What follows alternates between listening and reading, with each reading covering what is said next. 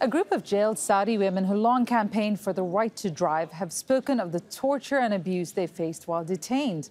At a hearing on Wednesday, the women said they'd been sexually harassed, given electric shocks and flogged by prison guards. At least one of the detained women tried to commit suicide. Now, the government denies the women were tortured or harassed. We can now speak to Lynn Maalouf, who's the Middle East Research Director for Amnesty International, and joins us on Skype from Beirut. Thank you for speaking to us. Firstly, can you tell us what you know about the situation the women are in as they face court? Sure.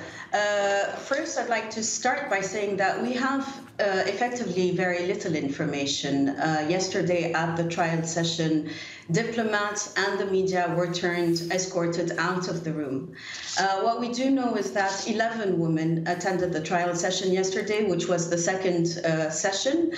Most of them had court-appointed defense lawyers with them. What we know is that they didn't have enough time to prepare for the defense. One of the women activists, Lynn Maalouf, requested actually more time to prepare for the defense. What we know is that they had about 2 hours to prepare for a defense with the lawyer and their families a day ahead of the trial session.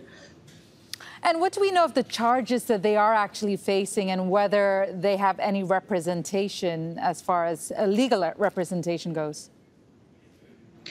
So what we know about the charges is that they fall under the cyber crime law, specifically under Article 6. The accusations are accusations of being in contact with diplomats, with the media, with international organizations, including Amnesty International, for conducting human rights work, for calling for the greater women's rights and the end of the male guardianship system. So these are all charges, accusations for regular human rights work. So they just show how bogus these charges are, and the fact that the Saudi authorities really are using the judiciary as a tool to silence their critics. So from where we're sitting, it seems that the women have no recourse. They're being charged, given charges which have no basis, and they have no legal representation from what it seems. So what are you calling on the international community to do, or what kind of pressure can the rest of the world put on them to support these women?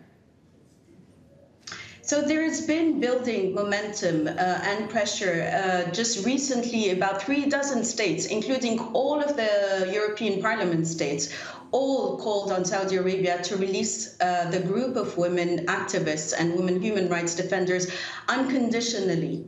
This is what Amnesty has been calling for. This is what other human rights organizations have been calling for. And what we are also calling for is that pending their release, independent monitors should be allowed to attend these trials and these sessions.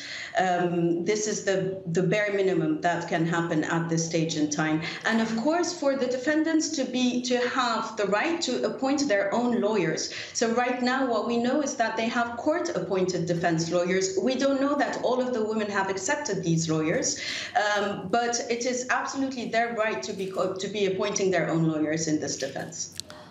Lynn Maalouf from Amnesty International, thank you very much. Thank you.